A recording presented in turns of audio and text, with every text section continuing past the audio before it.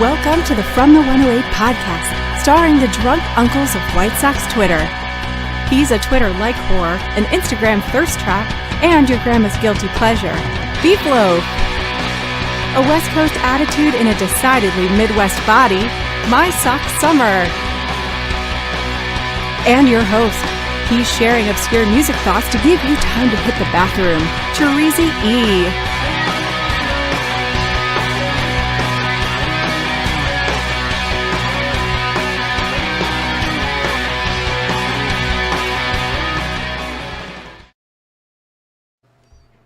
Thank you, Cornsey, and welcome to the From the 108 podcast. Get ready for some baseball, booze, and bullshit.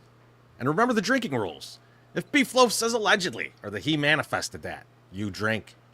If My Sock Summer talks about the gym or is not ready to play an ad, you drink. And if I talk music or Star Wars, you drink. And of course, you can make all of us drink for just $1.08. But we'd prefer much more than that. Not enough to put a ball gag in My Sock Summer's mouth. But more Not than again. $1.08. Not today. Hello. But Not speaking of today. drinking, fellas, speaking of ball gags, what are you drinking? Beef, what are you drinking tonight? You know what? What I'm drinking? It's none of your fucking business. But I got a mixture, a concoction here. Oh, we know what it Things is. are in here. Stuff, fruit maybe, some It's squirt. booze, It's There's gotta be squirt. squirt. some It's soda. squirt and tequila. There's some stuff in here and that I'm drinking. I'm enjoying it out of the Beef Loaf glass. But no goddamn free ads. I'm just drinking some stuff, and it's wonderful. So go. Wow, this is Squirting tequila. Wow. that feels Way like a to squirt go. tequila right there. Like he's really giving us like a lot of ingredients. That's a squirt and tequila. Exactly. I could smell it on your breath. Wow. He's like, I love grapefruit and sugar. It's delicious. Goes great with tequila. MSS, what are you drinking?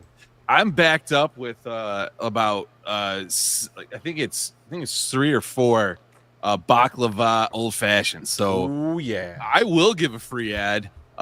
If you like cheap mixer, Rebel 100. Rebel 100 makes really good old fashions. Like don't drink that shit straight. Just fucking get it and use it for your mixers. It works really well.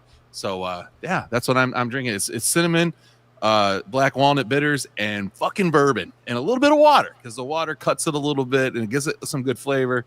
So that's it. I'm getting down, man. What are you doing tonight, Chorizo? What are you drinking? You know what? I saw that beautiful logo that you put together, and I felt like, man, I need to get down on some of this tonight. Not much left. You're low on rations there, my friend. If I run out, I got goes this quick. here. It goes quick. That was quick. It might have eevaporated the first part of the bottle. I'm not sure. You know, Something Just just looking at fell it. down and scared the shit out of Frankie that was sitting right next to me. So so I was gonna ask you how you doing, but I got a question for you. yeah, You got Josh's dog, Frankie. I do. Right? You're taking care of him for a couple weeks there. Yeah. Are you gonna start a Miss Peaches style Instagram of Josh's dog? Because I feel like Josh should have done this years ago. Right. Like he should have been on this. Are you gonna have to do it for him and and you got to pose with it like real close up, smiling and shit, like it's your dog. Yeah. Don't tell anyone it's not your dog on Instagram. Just like the next like 2 it's my weeks. dog. Just play for 2 along. weeks. Yeah, that's The right. next 2 weeks, this is just your dog, and you're just going all out on Instagram. I don't plan on doing that. That seems like a lot of extra work, and I don't really want to do that. So no, I'm not going to do that. So against work, you wouldn't even accept a blowjob, Teresa. That's what I'm hearing right here. That's what I just heard. Nah, just not. You know what? No, it's not. It's listen. I'm gonna post tweets when I'm out walking. We've been walking a lot, man, and shitting a lot. Frankie has been like getting a lot out of the tank. So I have walked this dog all over. You don't have a dog. How do you know what's a lot of shit or what's not? I'm intrigued. Now we're gonna end up going down this rabbit hole. You know what? Riddle me this, Loaf. When the guy drops off the dog and says, when he takes his poop for the day, you Okay. give him one of these. And so then I was like, cool. Yeah, And it was it's like a treat, it's a little toothbrush thing that he eats to chew and clean his teeth. The green And so I'm like, Yeah. cool. So we went this morning. We fed him in the morning. He had his breakfast, and then take the kids to school. I come back and I start walking the dog. We stop. up the street, takes a shit. And so I'm like, all right, cool. Okay, We're done with it. We're going to have fun the rest of the time. I pick it up and we're going. We go 2 more blocks, takes another shit. And I'm like, all right, dog's got something going, right? We're good. Pick it up, throw it away. You know, I'm 2 bags. Yeah, Okay? 2 bags in, yeah. And I'm not saying like little shits, right? I'm talking like good, like Now- the first shit that he took is a pretty decent shit. How right? many bags you got though? That's the important question. How many Whole bags? roll, baby. Okay. Whole roll. I thought this story was going like No, I got no. 3 bags Out total. of bags. I found some No, leaves no. and I made it work. So we roll up. Threw my shoes out. Second shit, and I'm like, okay, well, you know, he's got this. Got this in the bag. Doo-doo, huh? We go into the parking lot over there. I think it's lot F or whatever, and we're walking. He shits again. I'm like, what the fuck? Well, that's just the protest shit. And The then- socks.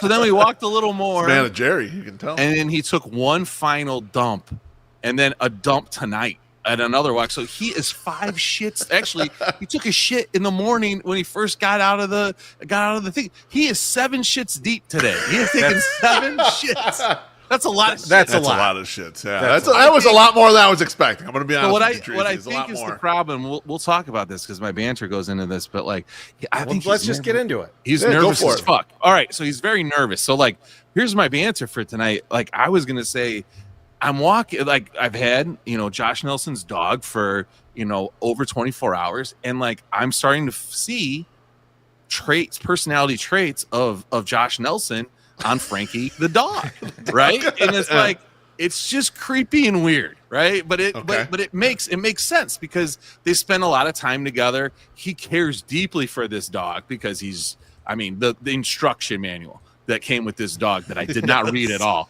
It was very detailed. The most predictable thing ever, Tracy. No, Instructions, no way he read any of it. Totally. I totally know this. untrue. I looked at. I know all that. Totally untrue. It's like, these are emergency numbers, and like to get in touch with the vet, and like they already have a credit card on file, so if something happens, then I was like, man, Josh Nelson thinks I'm poor. Like, he doesn't think I could afford like a dog surgery or something, like, and he could front the money and he won't pay me back. I'm like, I know you'll pay me back. I'm not worried about that. I don't But want so to these front are the money for a dog surgery. I mean, What dog surgery? It's just supposed to be hanging out your house. Like, I don't know. Well, shit happens, man. You see that video of that dog that ate all them shrooms? Nah, anyway, get out of there. Well, don't worry about that. So anyway, here are some reasons, some things that I've noticed how Frankie and Josh are the same. okay. First off, they both are well fed. Frankie is a solid little dog. Okay, he is just a big. He's a thick. We're off to a hot start. Thick dog, and when he walks, Sick, yeah. he wiggles. He wiggles his butt. His butt wiggles and everything. And I'm like, this reminds me of somebody that I know, and his name is Josh Nelson. Second, they both love taking walks, and you guys know when Josh Nelson gets drunk, right? Especially every year when we went to the BCA trivia night and whatever, he gets hammered, and then like he's so. In addition to telling everybody that he loves them and being so nice and hugging everybody, he always needs to walk home. He can't take an Uber. He needs to walk. That's true, yeah. The guy just loves walking. So does Frankie. We went on 3 walks today. The little guy just wants to go out for a walk.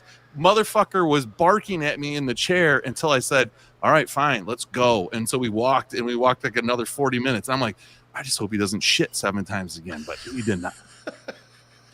Now, here's another. They kind of look alike too. Okay. They both have bushy hair with a lot of gray in it. So they used to be Here you go. probably Here, all pure coat, one thing. Not anymore. There's grays in there. So I can maybe understand why Josh wants to color his hair. Maybe he wants him to appear to be a little younger. Hopefully he does the same thing with my guy Frankie. You want him to get the dog's hair done? Oh, maybe. So then they can match. So they line up. So They can match. they're not going to be congruent anymore, Trees. Yeah. They're going to be mismatched now when they go for a Right. walk. Look at your old dog. People are going to say, go- no, they got to both be young. They got to look young together. Well, Come when on. you go on hot boy walks, you and your dog's got to be looking fresh as fuck, right? Like you just got to be. That's what the women, the stay-at-home moms, are looking at when you're walking around. Now, we've only had him here one time. We've had him here one night, but last night, which I'm sure is the same with Josh Nelson, He was so anxious that motherfucker could not sleep a wink. He was moving all around. Wow. Like we had the bed set up. Nope, don't want to do that. Then he was he was like laying right next to me. Like I was on the floor and I'm on the bed. Didn't like that. He jumped up onto the bed, put his paws on the bed and looked. And I was like, come on up. If you want to sleep right there, if that's going to make you feel better, sleep. Did not like it. So finally, I just was like, you know what? I got to take him. I took him downstairs and put him in his kennel. And he did not bark one time. I think he was so happy and relieved that he did not have to be like, he's like, I don't know what the fuck I'm supposed to be doing. So thank you for putting me in this thing. Same thing with Josh Nelson. Like, you know, like when we were with him in Toronto, like he was not comfortable anywhere until we got him back to that hotel and put him in his room. Then he was fine. He was okay. That first night, at least that first night. Now, another thing that I've noticed, and him and Josh and Frankie are the same. This is the last thing. They both love my kids. They're nice and very generous with the kids, and are always including the kids and very nice. And both of them, Frankie uses me for walks and feeding and giving him treats. Josh uses me to create design work for events that will happen in 12 to 13 months down the road. So, like, these are the two things. This is the difference between the two, but they're very similar. I feel used by both. So, well, one other difference though is that Frankie's never bitten you, right? Like, so no. Well, not yet. I mean, it's early in the that's true. excursion. Here. Maybe next week we'll find out that they're alike in another way. Let's get a couple drinks here. We should. Let's do it. Barry Bag of Donuts says 1 week ago at this time I was drunk off my ass at Fremont Street in Las Vegas. Oh, That's I bet awesome. you. Barry, where are you drunk off your ass Cheers. now? Is the question. Cheers. Cheers, Barry. Man, drunk off my ass on Fremont Street sounds wonderful. I'll be honest. My guy CJ says, poor Frankie Nelson. At least MSS's kids are getting a break. There we go. Cheers, CJ. CJ, thank you, my friends. Cheers. Yeah, see, somebody's walking around upstairs. And guy's like, what the fuck are you doing up there? Beefloaf, how you doing tonight? You know what, Treasy? I'm a little excited. And I'm kind of at this point living a little bit vicariously through Bonita. Because as a lot of you know, oh man, Bonita has decided this fall to go to mine and Treasy's alma mater, De La Salle. I got the De La Salle night at the ballpark shirt from the White Sox. The Meteors. The Meteors tomorrow at 3:15, Treasy, in Hoffman Estates. They will play Prairie Meadows in soccer in the state semifinals. Class 2A semifinals. They have made it all the way the fuck downstate, Treasy. They are led by junior midfielder Alex Pandora. The man has 31 goals.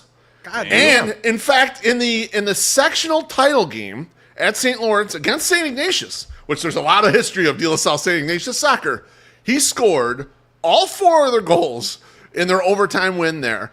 On Tuesday night, Bonita went to the super sectional game that was at De La Salle. They played against DePaul, that's the old Gordon Tech. And it was in a monsoon. And so she was out there, and De La Salle won 3-0 to win the super sectionals, going down state. And I got the graphic. It was just like euphoric to hear that team went down there. And I believe, Treasy, you have a connection to this team, a very close one, don't you?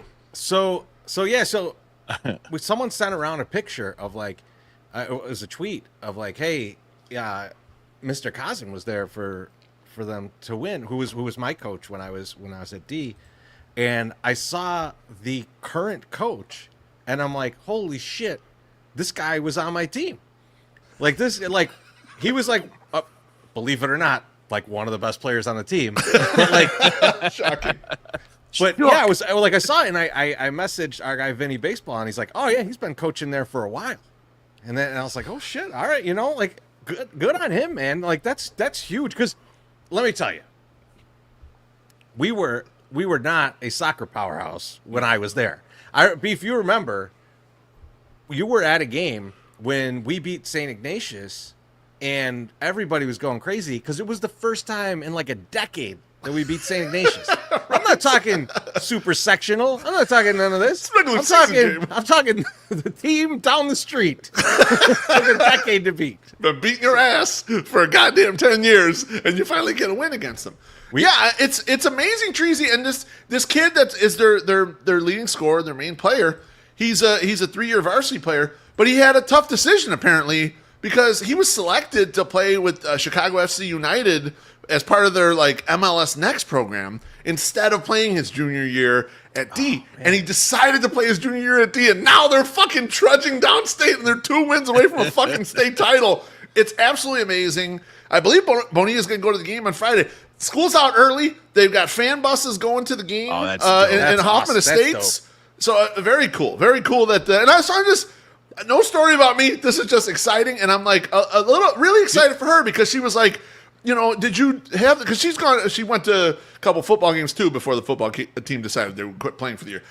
She's like, did you guys do this when you were in high school, Dad? And I'm like, oh yeah, we'd go to the football games and stuff, but nothing like this. I mean, like we had a football team that was real good my sophomore year.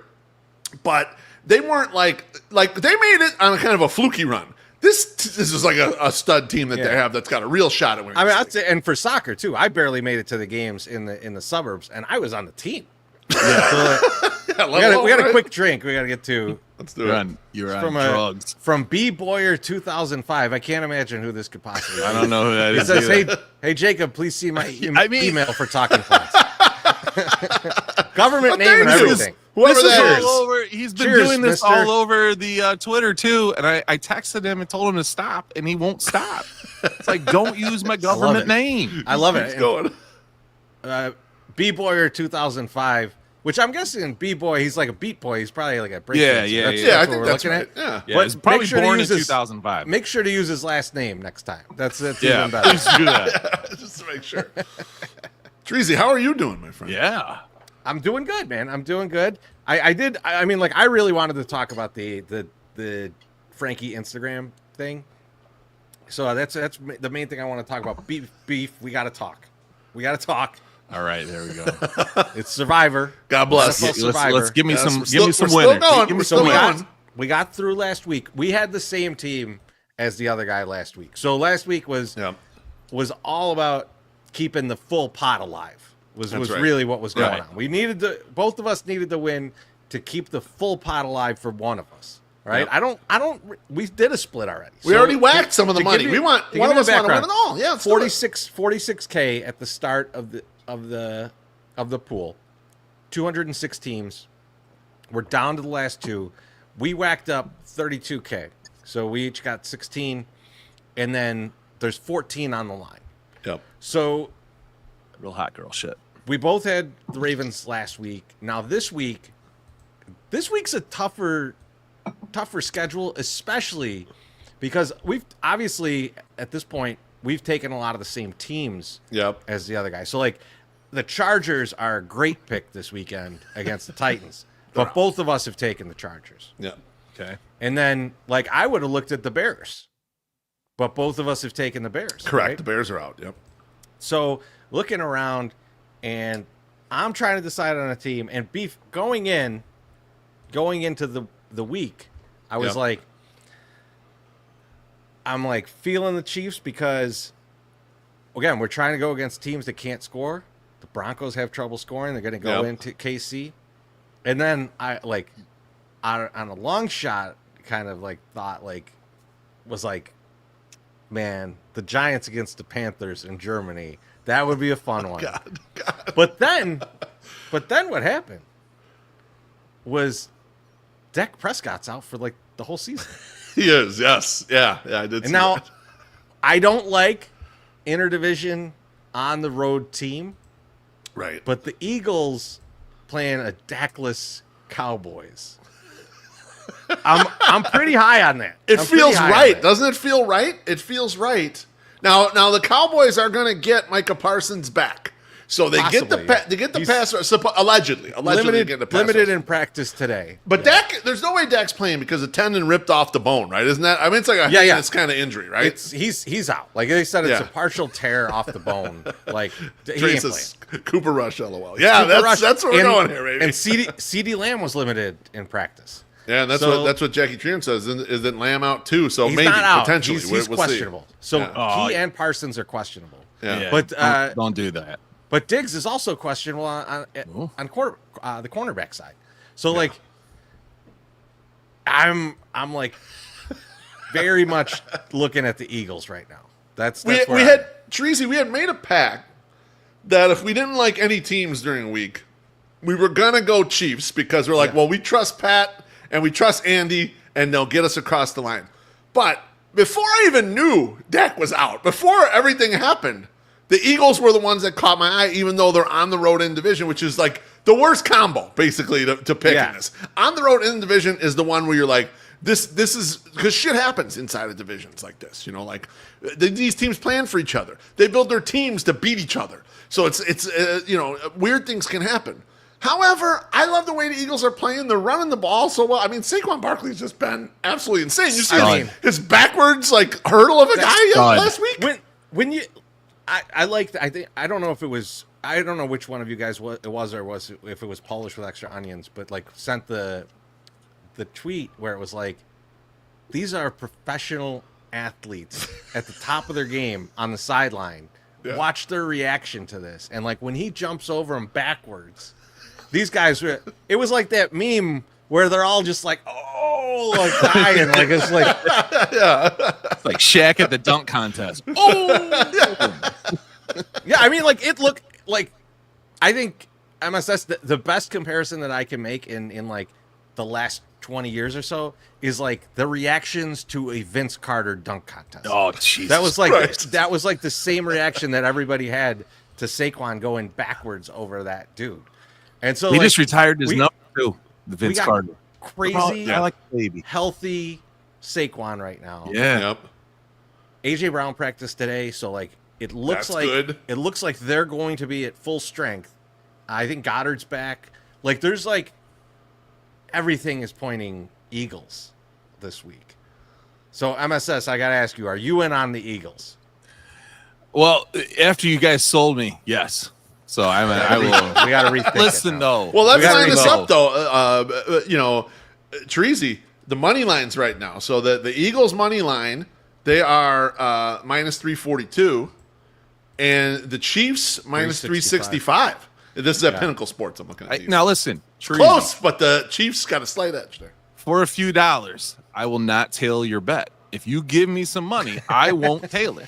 So if you do that, I'll fade it, which will even guarantee the win because anything I usually bet doesn't work good unless I bet you guys what you're doing because when I'm tailing those things. So you just let me know. If you want to give me some money, then I won't fuck it up. Yeah, I'm kind of thinking Eagles, but Beef, if you're still in on the Chiefs, if you're still thinking about it, we can. But I will say if it's Sunday morning, and I hear either CD Lamb or Micah Parsons ain't playing, I don't know how I'm gonna choose anyone but the Eagles. It feels like Eagles regardless, only because we know we can get Chiefs later on, and it's a bad week matchup. Like we just don't like the Niners Chiefs, are a high spread too, but the we Raiders picked them already. The Chiefs got the Raiders soon too. Yeah, exactly. But also with the Chiefs, the worrisome thing is they're still undefeated, and they're just undefeated teams don't happen. And so like you're kind of waiting. When does it happen? When do they lose? Be last week. Yeah, right. They looked very beatable last week, And so I know the Bucs are a decent team. I would say they're better than the Broncos, but that game was in KC. So is this one. So who knows? They're just man, that was beautiful. It was beautiful to watch. It was fun to watch. Treasy, I'm leaning. The Bills weren't even a thought here. To think that I'm looking at it and going I don't know, on the road against Richardson. Was he back in there or is it still Flacco? I don't know. I mean, it doesn't. Joe Flacco stinks too. Yeah, I mean, I think I'm feeling it a little bit with Eagles. I'm now leaning Eagles because of all the evidence here. But I want to keep Pat and Andy in my back pocket as we trend off of this topic, just in case. But I'm leaning Eagles with you guys. All right. Well, we'll leave it at that. We'll see where we end up. Yeah. But I'm feeling fly Eagles fly right now. But MSS. Speaking of flying. Introducing new house-made jumbo chicken wings and traditional wings from Lawrence's. The flavorful classic batter goes on not too thin, not too thick for a just right crunch. We aren't shrimping around on the size of our new chicken wings. Our new wings are big. Now serving up some of Chicago's favorite fried food from land and sea. Our wings are cooked fresh to order. Save some time and order ahead at chicagoshrimp.com or give us a call. Come see why Lawrence's Fish and Shrimp and Chicken has been serving up the food you crave since 1950. All right, one thing. That background stuff is wild. I loved it. What do you mean? Yes. One thing. They will not be serving their jumbo party chicken wings or regular chicken wings until November 18th. Now, here's what we're going to do, because we know people that know people, especially at Lawrence's. Yes, we're going to invite some of our fans, some of our friends to come out with us. You guys are invited to. If you decide you want to show up and do some work, because sometimes you're a little lazy. So come on out. Let's try this chicken together. We're going to record some videos. We'll throw you out there. It's going to be all over the social media. It's going to be fun. So yeah, chicken at Lawrence's, party wings, which are the big fucking wings, and then just regular, and then the regular wings. So yeah, you gotta like go in there and start hitting that shit up November 18th, or keep watching our fucking Twitter feed, and we'll tell you like some more details as we figure them out. But come and eat some for free. MSS, just a question on that. Yeah. So you played that commercial. Do we get a text tomorrow morning from Slim Mick that says, "I thought there was a goddamn chicken in my car"? It's like he'll be like, I don't want to hear the animal before I fucking destroy it, before I eat it. That's what he's gonna, and then poop it out later. Probably seven That's poops, probably just like Frankie. Seven poops, Treasy, like CJ says CD Lamb has practiced all week. He's injured, may not be effective, but most likely play. So CD Lamb probably going to play. I know he's been practicing. I think that there's a point where he might be like, we're going to lose this game. Maybe I rest up for next week. I don't think I'm going to play injured. Yeah, so November 18th for the chicken, but it's going to be fabulous. Freshly fried chicken wings are the best. We smashed a shitloads at that tailgate, the party wings at the end of the year. Yeah, I was going to say, the thing about Lawrence's is the wingzings are low-key awesome. So they do chicken well, right? So, this is like a no-brainer. I'm really excited for this, actually. If the breading is the same. Bro. Like, if we're talking just like boneless wingzings here, like, I'm all in. I'm all in. There's no question. That's going to be dope. Now, guys, I always loved when I was younger, I always loved Last Call. I always loved it. Because it's that moment where you go like, oh, there's only 20 minutes left to drink. I will have 6 beers. But it's just as wonderful when maybe you got some buddies that are work the night shift, work the late shift, and you don't got to work that day, and you go meet them at somewhere like Rossi's, and you get up there. Rossi's. For first call. First call. That's first call tonight. It's last call, but it's first. And we're going to go around, and we all have our own topic that we want to bring up to the group. And I'm going to start with me. Nice. I like when you start with you. Go for it, baby. So excited. Free agency has started in baseball. And, we had a beautiful core of players that we thought were going to be around forever and just win us championships. And none of that shit happened. But 2 of those guys are free agents now. Yep. And I want to know from you guys, where do you think are good landing spots for these guys? And the first guy that we're going to go through is Eloy Jimenez. And I'll start with you, MSS. What's a great landing spot for Eloy? So here's what my brain immediately jumps to: where does somebody need to go where the pressure on them is like next to nothing to actually come through and perform, right? It was too much in Chicago for him. It was too much in Baltimore for him to like, turn it around or whatever. So you need to put him on a team of winners, like a great team, potentially the Dodgers. You put him on there and maybe he can do something. But the best probably landing spot for him, the fucking New York Mets, man. They got more money than anybody. You just throw him in there, you let him bat every so often, maybe pretend to play in the field somewhere at some position, but you don't have to worry about it. He'll just get forgotten, and you don't have to worry about it. You got enough money. Just let him sit there and just rot. That's fine. I'm thinking New York Mets. Yeah, I mean, like, I guess with Alonso going away, like, assuming they don't retain Alonso, yeah, maybe there's a DH spot sitting around. I don't know if I love that spot for him, but I get where you're coming from. Beef, where do you think?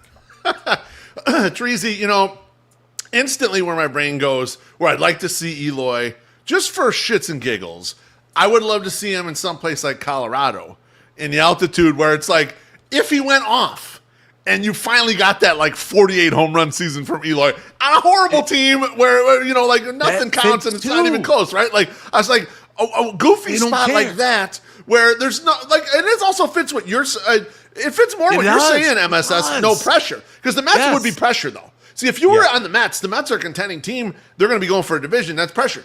The Rockies, they still have the corpse of Chris Bryant rolling around somewhere over there. It's like, these guys, they don't care. They got like two good players. If you stay healthy, go ahead and hit, Yeah. But then I was thinking of it a little more strategically. It's good. And I was thinking, okay, what's a team that really sucked against left-handed pitching?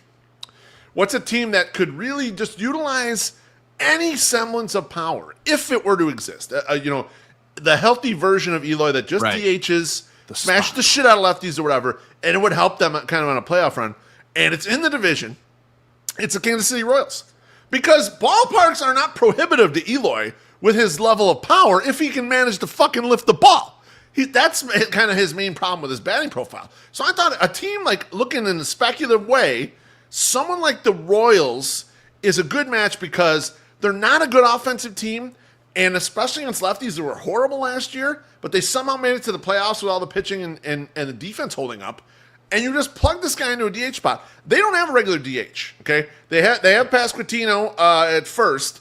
They have Salvi. Salvi still catches a million games behind the plate, so he doesn't really DH very much. I checked last year. He played some first base when Pasquantino was gone. They don't really have a dedicated DH person. So that's kind of the roster you need, is someone who could just say, fuck it, we're just going to throw this guy out there. And so, like, to me, it's Rockies or Royals. I'd prefer Royals because I want to see him up close. I want to see if he can actually fucking do it. Yeah, the only other team that I thought that wasn't mentioned was the Diamondbacks. So again, at altitude, not as high of altitude, but at altitude, and a bigger park, right? Like a place where you could see more singles through getting through the hole and stuff. Right. So I think that like that could be an option. It's tough. It's like, but if Eloy puts the ball in the air, even if we know he's not going to be healthy, but like. Right. Even if he puts the ball in the air, you could sneak out a bunch of home runs out. But like, he's got to turn that part of his game around. I feel like he looked good in purple too. So I agree with that. MSS. The purple would look great on him. And Tadito says like, Treasy's prediction of 74 home runs would come to fruition if he was in Colorado. Yeah, I don't disagree. That sounds great. How does high altitude, thinner oxygen in the air treat lower hamstring, lower body injuries? A hamstring. Is it good for them? Is it good for that? Probably not good. Because if it is, like like when they send old people out to Arizona to die, they're like, oh no, the dry heat's good for you because you're gonna die and it'll keep the mucus out of you. Do they send people that have bad hamstrings to fucking Colorado to play baseball or any type of sports because of the high altitude? I don't know. I want to know. Whatever team, DM me. Whatever team signs him, they got to hire Mr. Miyagi to do the little treatment on the leg because that's the only way you can get Eloy healthy. That's the only way to get him. A fucking zombie, Mr. Miyagi, to fix your leg. CJS says put him out there in exile with KB and Javi with Detroit. Yeah, the only issue with Detroit, I thought about Detroit too because they're tough on offense, but they have Carpenter who's mainly the DH, so it's tough to kind of like displace him. So you need a team that has a wide open hole at DH if you're going to do Eloy because I think most of the league is kind of given up on Eloy, like ever wearing a glove. I mean, it's very possible that guy doesn't sign. He gets to Detroit. he gets to Detroit and he hits a home run, and we got Jason B up in the booth going, "Thank you, Sox." That would be great. That'd be great. The next guy I think will sign. I think that like there's if healthy, there's something there to work with, and that is Yoan Moncada. Yoan Moncada, where is a good landing spot for a Yoan Moncada? Beef, I'll start with you. Man, To me, this is a no-brainer right out of the gate. The most obvious landing spot for him. And I don't think Moncada is going to cost a lot. I mean, I think it's going to be sub. Already made $5 million. It's going to be like a 1-year prove-it deal. It'll be sub 10 million. It'll be 6, 7, somewhere in that range would be my guess is what Moncada signs for. Because you're assuming heading into the year he's totally healthy. This, to me, is an old-school Billy Bean play. So I expect Oakland to be the ones to be first out there to sign him. They don't have a third baseman. You throw him in there. If he looks anything like, his prime, he's easily flippable at the trade deadline. Everyone can use a switch hitter guy, that's a good glove at third and kind of, So I think somewhere like that. The only other spot I thought of, Treasy, is that it's got to be sort of an up-and-coming team that's not quite there yet. I thought the Washington Nationals were also like a semi-decent fit because they have some young talent, and you throw a guy in there like him, and if he does stay healthy and actually hits a little bit, boom, that's a nice pop for a team where it doesn't cost much. But my A number 1 is Oakland Athletics. Oh, not Oakland anymore. Just Athletics. You're not allowed to say just Sacramento. Athletics. Yeah. Sacramento. The athletic team. That's right. The team of athletics. MSS, where are you going? So who's playing third for the Yankees right now? Was it Alex Jazz Verdugo? Chisholm. Okay, so Jazz is playing it, and that's not his natural position, but he looks okay over there, right? He's probably going to move. He'll probably move back to second because second Gleyber once- Torres is a free agent, and he's probably going to not come back. Okay, so that makes my thought process at the beginning too a little better. I feel like he's going to the Yankees. It just seems like Yoan's going to fall hilarious. up and then like do something decent somewhere, right? Like he's not gonna. He's getting lucky. He might fit in there, and like he looked good in pinstripes. He looks good already with the Yankee head. I mean, he can fit right in with those dudes. He can mash home runs when he needs to and he wants to. If he stays healthy, he'd be a great third baseman for the fucking Yankees. I mean, he just would. And so that was my first thought. Like I was the Yankees. the I like left-handed- your pick though. the left-handed but that's too bats- much work for him. The left-handed at bats in Yankee Stadium would be pretty nice. Yeah, so I think they might take a flyer on his ass and see what happens. He might not end up being their starter, but he might end up being over there. So we'll see. Baloney in the comments says, keep him in Oakland while they play in Sacramento. And then JT says, Yoan landing spot, the Latin Billboard charts for his second album. Oh, baby. Wow, That could also happen, by the way. Let's go. that'd be dope. I think the only other places I thought were Seattle and Tampa. Those seem like Tampa would be a great spot, too. Yeah. The only thing that's where I thought you were going at first, Beef. Okay, so the only anti with Tampa is the man has had a million leg injuries, and playing on turf does not sound like the best idea, but they seem like the type of team that are like, yeah, he's way more valuable than this price tag. We'll sign him and bring him in here, I think that, and also Oakland, or not Oakland, the former Oakland Athletics, that's just seems like a lot of work, and I don't think he's a work guy. Like I don't know. Like wait, why is it a lot of work for the A's? Because you got to just get on the flight out to Oakland, or I guess or Sacramento. What you're saying, he's just going to be good enough coming off the plane to assimilate into that offense, right? No, Or basically what I'm defense. saying is like anything that looks like a baseline of his play, like non-injured, is so cheap for the price. Like that is going to get. Yeah. And so Oakland and like Treasy's saying Tampa are the type of teams that always like, oh, I want that surplus value. The guy is probably going to be worth $15 million as a healthy player, and I'm getting him for $6 million. Yeah, they sign all those guys. That's kind of the thought right there. Yeah, and it might be even cheaper to sign him. It might be. Right? We'll see what the market looks like. It's like, hey, he's already got $5 million in his pocket. Take a cheap deal to prove it and get back out there. Yeah. All right. This is a good one too. And Baloney says he could be a party animal and play against the Savannah Bananas. So that's good. I think Yoan's going to have a major league deal. I would be surprised if he doesn't. I think he'll have a major league deal for sure. Yeah, I'd be surprised. Eloy, I don't know. Eloy, I'm not sure. I agree with you. Although I did watch a video of our new hitting coordinator, Ryan Fuller, and he talked about Eloy, working with Eloy. He said Eloy was receptive.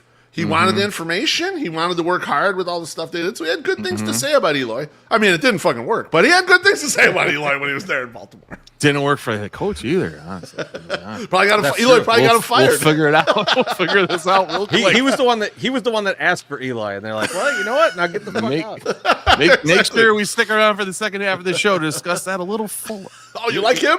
See you later. You and him can go. Can go. All right, that was my sock summer. What do you got for first call? So, boys, been watching a couple shows on the Max, because you can't call it HBO Max anymore. It's just Max, right, on the streamer. And it's The Penguin, and it's the other show that I'm watching is called Breath of Fire, which is about a yoga instructor who's raping all the women. So nice. That's just what these yoga gurus do. I mean, there's only been every yoga guru that I've come across and seen has come across every rape, sodomy, cult shit. I mean, it's just bad news, right? Like it's not good when you get to that high up in the yoga world. Now, I've been watching. What's the level below guru? So like, because the guru you're saying is the rape level. The level below that, are they okay? Are they not rapers? I guess like maybe your local guru at the YWCA is not gonna rape you, but like if they're on TV or they're but all the ones millions, he's come across, Treasy, rapists. They're all rapists. Yeah, like if they have a really long quite beard, the generalization here, and they're telling, I'm just saying, Treasy, I've seen at least I'll get into the generalizations with mine about yogi masters, gurus. Fuck it, and all they do is rape. Okay, so let's just maybe just stay out of those things. Fine. You're the expert. Go ahead. Yeah. All right, I'm kind of an expert out of the three of us here. So anyway, both those shows are annoying. I don't know if you guys watch The Penguin, but The Penguin's really good too. Like, I've not. I got to get into it. It is good, and like the first couple episodes, slow as fuck, right? Like not great, but like it's setting the story, right? Like you have to set a story.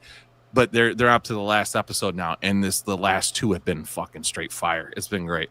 But anyway, what's not great fire? If he tells us this is how it ends. Oh, I'm not going to tell you. You guys should watch this, but here's how it ends. No. I don't know how it ends because there's still one more episode. But anyway, one thing's annoying about both these fucking shows, guys. It's on a stream. It's streaming, right? Because it's the app. But they only release one episode a week, and you're back to the one episode a week thing. Now, that angers me, right? Because I'm like, I just want to watch this shit. And apparently it angers most people. But now, according to Statista, 69% of people age 18 to 29 in America love binging shows. 70% of people age 30 to 44 also love binging shows. 62% of people 45 to 64, which that's where I'm at, also love indulging in streaming show, like just binging all of the shows at once. Now, everyone wants this way, but is it good for the actual provider of the person making the episode or making the stuff? Absolutely not. It's like the worst thing ever, right? Like Netflix will throw everything at you. And the reason they did this, and I didn't know this until today because I had to look it up, they fucking did this because customer satisfaction for a new streaming app or for new things for like Netflix has to be extremely high. So they're like, we're just going to give you everything now and just hope that you find something out. And they still have like they're the highest subscribed to streaming platforms like around. Like everyone has Netflix, right? And like it's funny because I think most of my family uses our Netflix account. So even with all the stealing that goes on in the summer household, in the summer extended family, they're still the number one streaming thing. Now, why don't they like to do it? Because there's no fucking interaction with the show. Like you don't have like when The Sopranos, Loaf, you know this. You know this too, Sharizi. But when The Sopranos was like coming out, dude, that was must-watch TV on every fucking Sunday night. And then you talked for a whole fucking week about what the fuck happened and whatnot. How can you engage in something like this if one buddy has watched the one show because he's a fucking loser and he doesn't have a job, so he stays home all day and just watches the whole fucking series. He is like, hey, what episode are you on? And you're like, oh, I'm on episode 3. He's like, oh, I fucking finished it last Tuesday. And you're like, you can't even fucking. He's like, well, don't fucking tell me anything. I don't need to hear the story, right? You can't have a conversation. Yeah. So it's just, it kind of sucks, right? And there's no brand loyalty if you release everything right away. Other than Netflix has done pretty good, but all these other ones, Disney Plus, Hulu, Max, Disney Plus doesn't release them right away. No, they don't. It's episodic, but like because they gotta keep you. That partially, but like here's the thing that I don't like about the Disney Plus ones. A lot of the ones that I've watched, because I watch, obviously I watch all the Star Wars stuff, yeah, and I watch the Marvel stuff too, and I don't mind if it's week to week. To be totally honest, I have no problem like watching something over the course of many weeks, but it needs to be episodic. Like it needs I don't want to watch a movie that's been cut into pieces so that it can be episodes, right? I want to watch something that is a self-contained episode. Like you talked about the Sopranos. You can point to specific episodes where you're like, oh, the shit that happened in that episode, and it's self-contained. Like you could watch just that episode and get what's going on. But a lot of the things that are on these streaming platforms now, they're just like, this was a movie script. We stretched it out so that it could be 6 episodes, and now we're just going to cut it up into 45-minute increments so that we could say, oh, it's a TV show. It's not a stick around for 6 weeks, guys, because it's not a movie, I promise. And like I don't like that. That's the thing that I don't like about it. But I also have watched stuff on Netflix, and like some of these shows, like I don't know that I want to get through all the episodes all at once. Like some of them are intense, man. I don't. Oh yeah, right. You need a break. You need a little refractory period in between. Yep. Yeah. I need to watch like an episode of Mr. Show in between to like just like change the pace. I mean, you mentioned The Sopranos, and you're right, because Sopranos is 86 episodes, and each episode is like its own individual little movie. Now it is tied to the other ones because of the characters and storylines. Right. But you're right. The individual thing, it's like there's your 60-minute movie for the week, and it contains enough stuff where it's like self-containing as itself. I don't think you can ever go back though to the true episodic versions of it, like you were mentioning MSS, where it's water cooler talk anymore. I think there's just too much shit out there that nothing gathers enough eyeballs to become that type of thing. And so I get the idea of doing the episodic releases. I don't know. But I don't think it's that material. I don't think it really works that well. Breaking Bad wasn't that long ago, right? Like, and that was one of those shows. Like, which one? Was like Breaking Bad, where people like even Better Call Saul was that to some extent, but like not quite. But that's a spinoff, right? But I think you could have a show that's like that. Like, I mean, I guess here's one beef. Like, again, this is maybe years back, right? But like, not that far in the distant past. But Game of Thrones was like that too. Okay, that's a good point. That's a more this era show. You're right. That's true. I feel like Max is the station that could do this, right? Like they've done this before. I mean, I guess first season of True Detective was like that. Even the second and third seasons were even like that. It's by the time you got to the second season, people were just angry every time. They were like, "This show sucks," But they held on for season 3. Season 4, it didn't have that effect anymore. It was kind of over by then. I liked season 4 of True Detective. I only watched about 3 or 4 episodes. I haven't gotten all the way through it. Again, it was one of those weird, like it's what you're talking about, Cheesy. It's like it's a movie, but we're breaking it up because you have at least 2 episodes that are stinkers because they got to like stretch shit out, like like in the Penguin's kind of the same way, and so but that shouldn't stop you from watching it because I think there's enough going on there that it's now I could binge it. Yeah, well, yeah, see, and that was my next question too. And now, does it force you into I watched something this at noon, and my wife happened to be here too, and she's like, "Well, shit, now I gotta know what happened." And I was like, "Yeah, well, you're gonna have to wait till next week because they don't come out till next Wednesday." And she's like, "Motherfucker!" And I was like, "Exactly." And I go, "This sucks. I'm gonna talk about it tonight on the podcast." But fuck, I just forgot what I was gonna say. But like it builds a little bit of like everyone drink. it builds a little bit of excitement up. Oh no, this is what I was gonna say. If now you can go in because there's gonna be one more episode. Now, do more people? Do you guys because sometimes I will too. Do you wait until the series is totally done and then go, well, now I can get into it because I can watch 2 or 3 at a time? Or are you gonna wait? Because like right now we're on Industry, we're watching Industry. We've caught up now to like the 3rd season, and so we're like not current, but we're at least the current season, so we can watch as many as we want, and we're gonna get to the end of the season. And sometimes that's kind of nice. This is nice. Did you guys wait to watch? I will wait to watch if it's something that Cornzy's not into, because then I know that like, you know, if there's like a Saturday that she's working and I'm home, I'll just knock that show out like all day. Like I just do that. So like, yeah, but like generally no. Generally, like if there's a show that I want to see, I'm watching it. I mean like some of the stuff, I mean like obviously the Star Wars stuff, but even like some of the Marvel stuff, like that shit comes out at 8 p.m. on Wednesday. You know, I'm watching it at 8 p.m. on Wednesday. Like it's like an old school like Alf coming on the TV. I'm ready to tune in. I got my clicker. I'm ready to go. Yeah, I'm trying to think. The shows that I recently got into, like I don't watch a lot of TV shows, not a lot of current ones either. But like I used to really get into me and Mrs. Beef and Bonita. We get into Love Is Blind.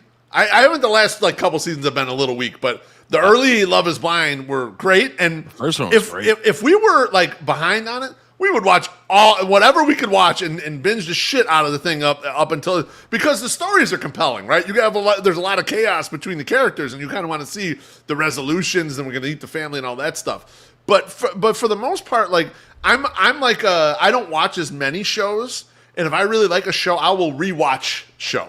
I will go back through again and beat the shit out of that show. And so, like, maybe I'm not the viewer you're talking about. I want to see the shit again. I want to see what did I miss last time. Beef, how many times have you gotten, like, so of all the shows that you rewatch?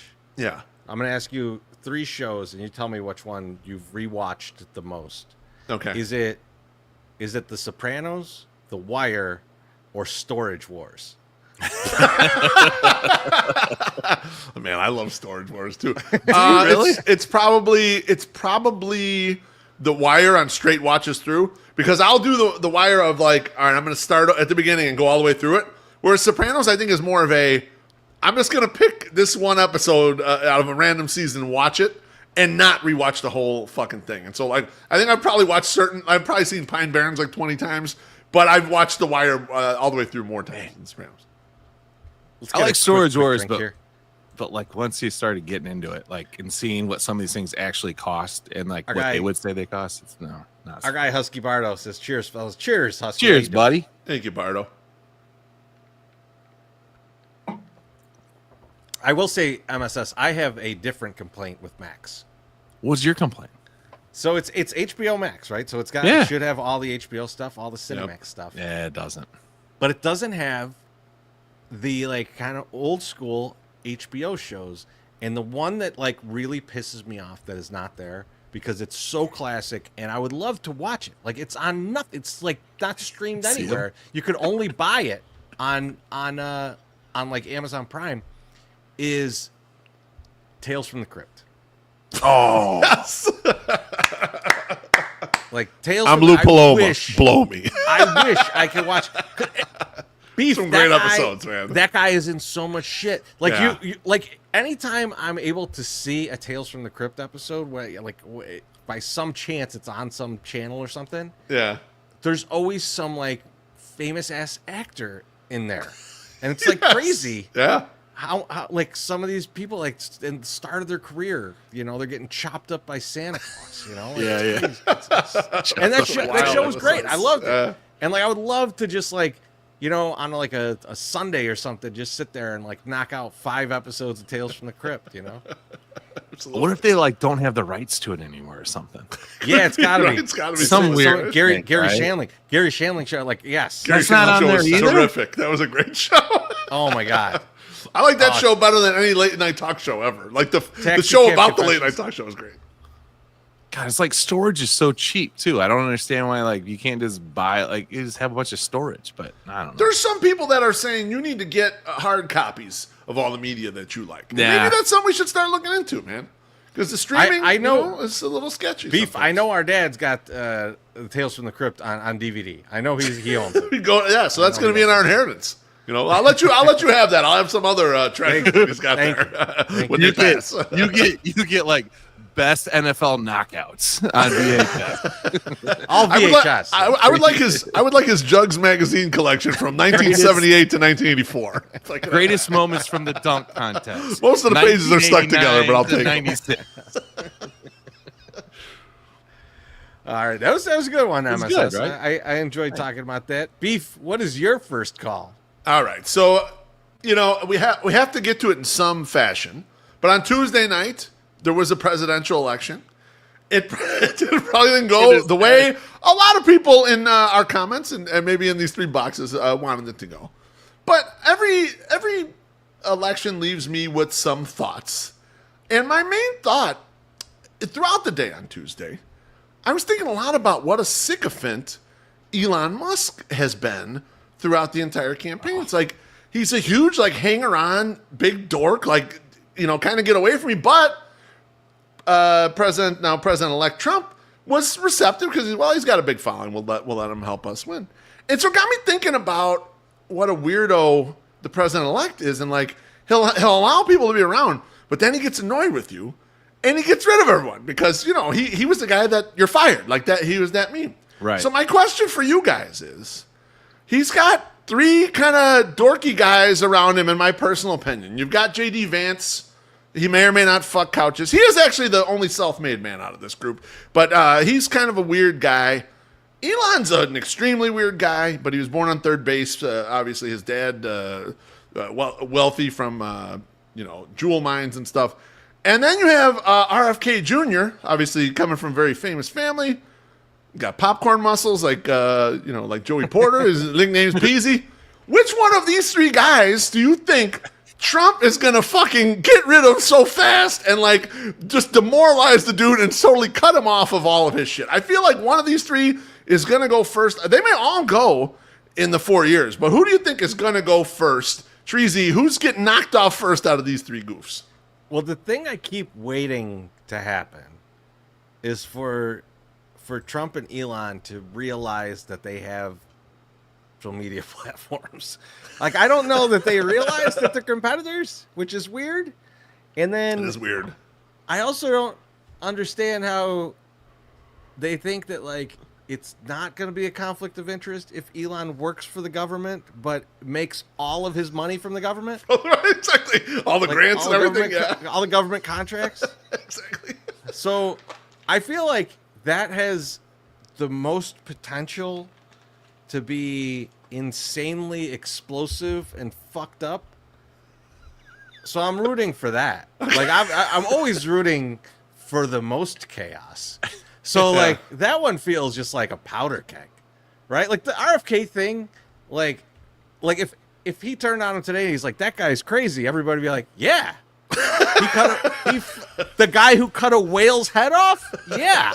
So you think it's possible that he would be first, but it's not enough of an event for you. It's not explosive enough for you. And JD, he's kind of stuck with, right? What? Okay, so I in a way I disagree with you guys because the last time he was in the White House, he cut Pence's nuts off in the last 2 years. So that's kind of what I'm talking about. But the Vance would be was still there. He'd be there, but it was okay, he's not really there. You don't trust him with anything. How am I supposed to tell Dude. that? What does a vice president do that I'm supposed to know that's going on? That's a good question. I don't know exactly, but I'm just saying.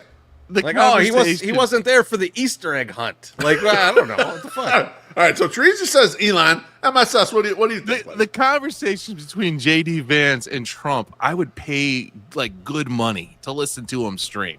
Vance trying to explain something or Trump trying to explain something. I would just think it would be interesting. I think it would be very interesting to hear these conversations. Fly on the wall. You'd like to be a fly on the wall. Because Vance is just like when Vance is holding a 6-pack of old style tall boys, like he doesn't even know what they are. He's like, what are these? I don't even know what this is. Like you're trying to appeal to like Americans, and you're just like, God, you don't even know what this. This is weird. But the person I think is going to get kicked out the quickest it's going to be RFK. It's going to be RFK because the dude wanted that job. So then he's like, this is how I get into the job, is just being, hey, Trump, hey. I feel like we're going to talk about this later too, by the way. The special, was he a special assistant to the health inspector or some bullshit? Assistant to the regional manager. Okay. Yeah, I mean, it's just something really fucking weird, right?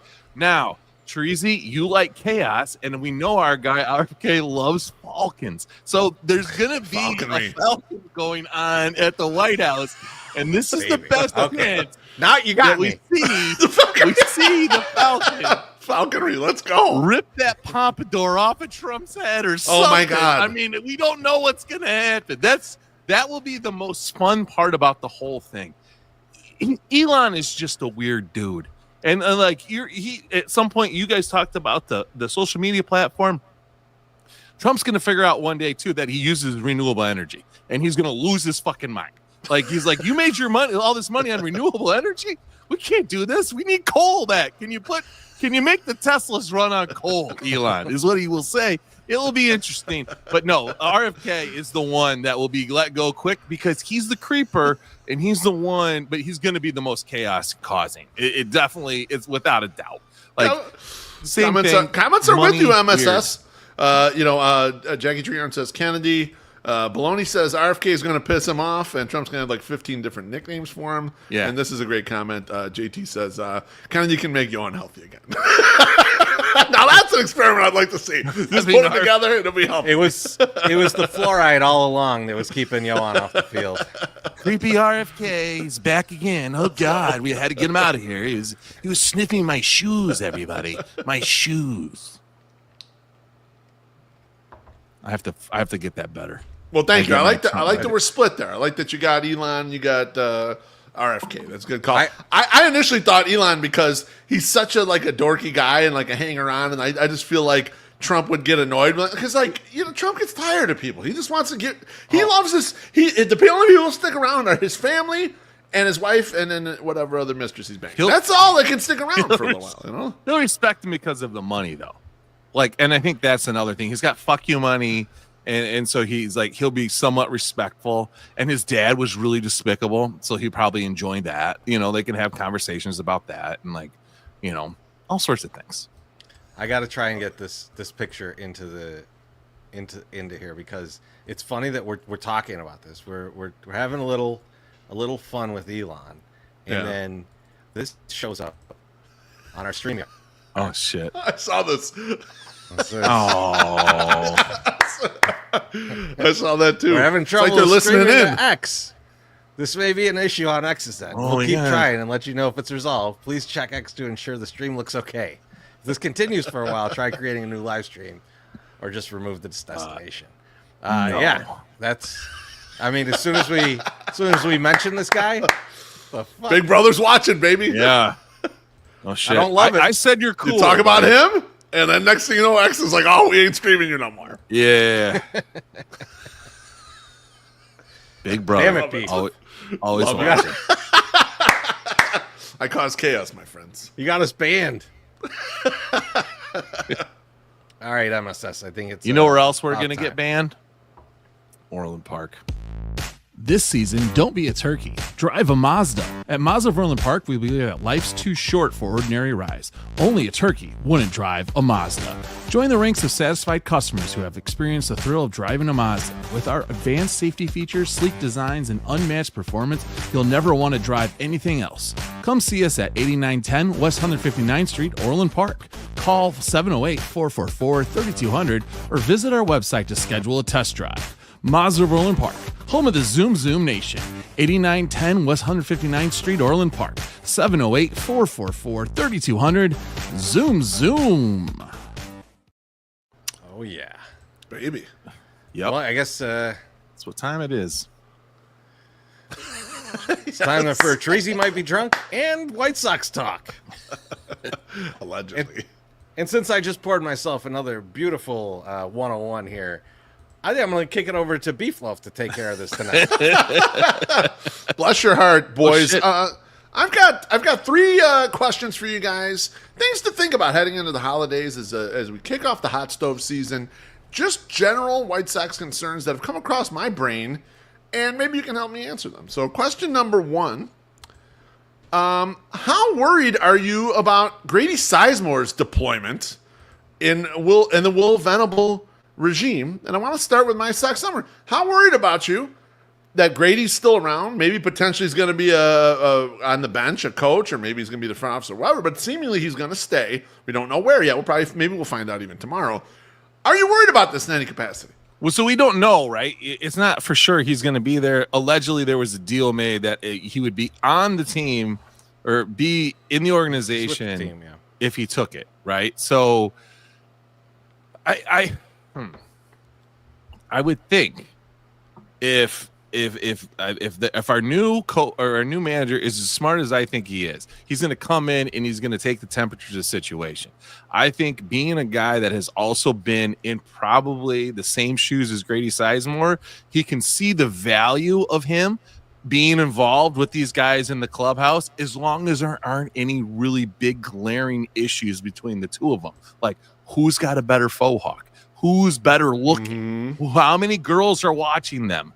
How hot is your wife versus my wife? Like, these things could really sour the relationship. But as far as baseball, acumen and stuff, I don't think there's a reason you shouldn't have Grady Sizemore there. He seemed to have good vibes. I don't think it translated to wins, but I also don't think that you're going to get wins with what he was given. He was given a pile of clay and said, make me the Taj Mahal.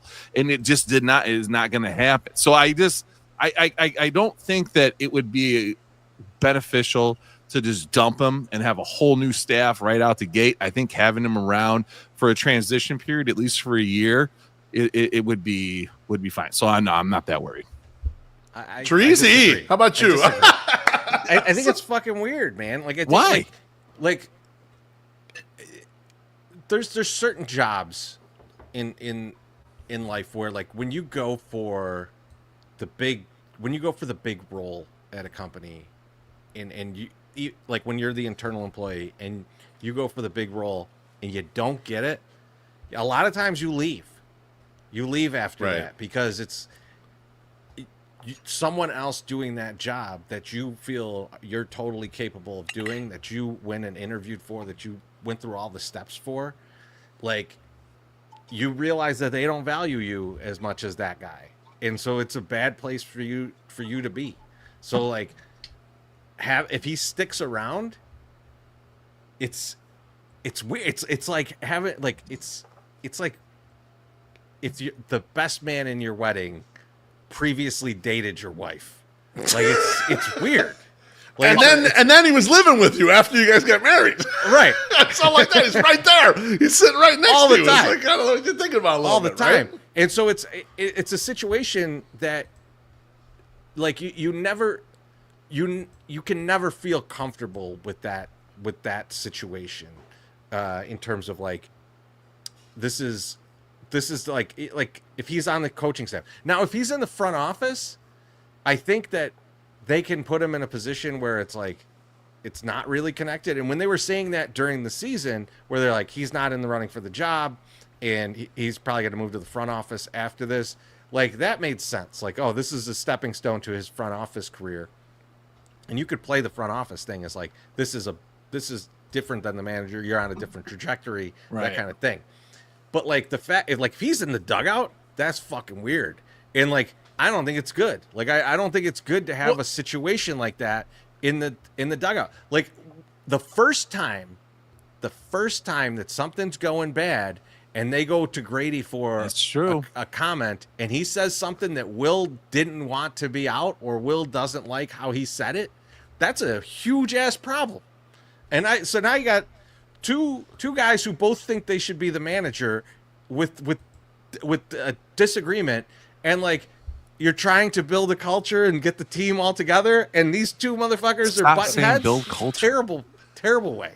No, I get what you're saying. I'm answering the question under the guys that like that he wants to be there, right? I can see the reason why he would want to leave, and your what you said makes 100% sense. Like, I wouldn't want to be in that position either. Like, I'm not going to be like, oh yeah, sure, I'll stick around and not get the raise and not have the power and then do all the bitch work. I understand that. Like, I've been down that road, but I wouldn't. Everyone has, huh? But like, yeah. So it's like I get that.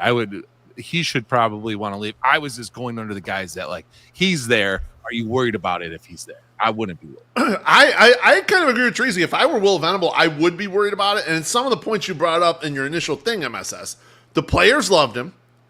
Getz clearly fucking loves him, adores him, right? I mean, you made the comment during the season about look how he looks at him. Like, you guys were like, look how he looks at Grady, man. It's like he's in love with him. Dude. It's like he looks at him like George looks at Tony the Mimbo, right? And that's why I brought it up. Could you imagine your wife looking at a guy like that? Dude. Be like, we got to move to a different country than this guy.